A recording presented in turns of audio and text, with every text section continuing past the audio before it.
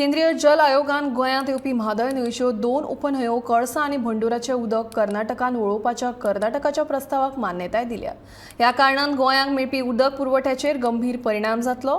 म्हादय न्हंयचें उदक पयलींच खारें जाल्लें आसा आनी उदका पुरवण लेगीत कमी जाल्ली आसा। हे उपन्हंयांचें उदक कर्नाटकांत वळतें जाल्यार गोंयची शेतां आनी बागायती तशेंच पर्यावरण व्हडा प्रमाणात इबाडटलें। मुख्यमंत्री म्हणटा की कर्नाटकांत अशें उदक वळोवपाक मेळचें ना, पूण 2 दिसां पयलीं केंद्रीय गृहमंत्री अमित शाह आनी मुख्यमंत्री दोतोर प्रमोद सावंत हांकां दिल्लींत आपोवन हो निर्णय सरकारान घेतला अशें सांगिल्लें। सरकाराच्या ह्या निर्णयाचेर पर्यावरण मोगिनी खर तिडक उक्तायल्या।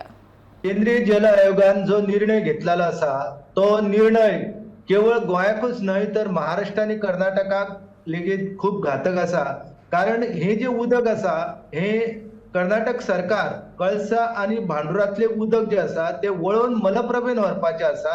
एका न्हंयच्या पात्रातले उदक जे आसा ते दुसऱ्या न्हंयच्या पात्रान वळोवन व्हरप हे पुराय तरेन चुकीचे आसा।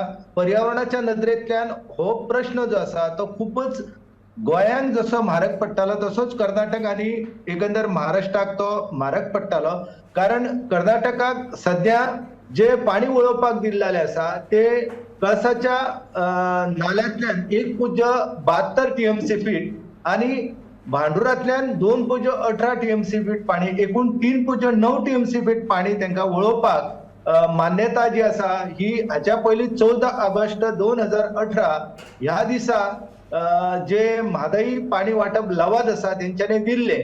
परंतु हो निर्णय दिताना लवादान कर्नाटकाक बंधन घालताले की तुम्ही नव्यान जो डीपीआर डिटेल प्रोजेक्ट रिपोर्ट आसा सविस्तर जो प्रकल्प अहवाल आसा तो सादर करपाक जाय। त्या नदरेंतल्यान कर्नाटकान हो आपलो जो अधिकृत जो सविस्तर प्रकल्प अहवाल आसा तो केंद्रीय जल आयोगाक सादर केलो आणि केंद्रीय जल आयोगान बेगोबेग कर्नाटकाक हो निर्णय जो आसा तो दिल्लो आसा। एकंदर हो जो निर्णय घेतलेलो आसा हो पुराय तरेन एकतर्फी निर्णय घेतलेलो आसा आणि ज्या पद्धतीन गेल्या कांय म्हयन्या सावन कर्नाटकाचे मुख्यमंत्री जे आसा बोम्मई ते ज्या पद्धतीन आणि त्यांचे विरोधी पक्ष नेते आणि हेर सगळे राजकीय पदाधिकारी ज्या तरेन कार्य करतात ते पळयल्यार आमची गोंयची बाजू ह्या प्रश्नार लंगडी पडटली।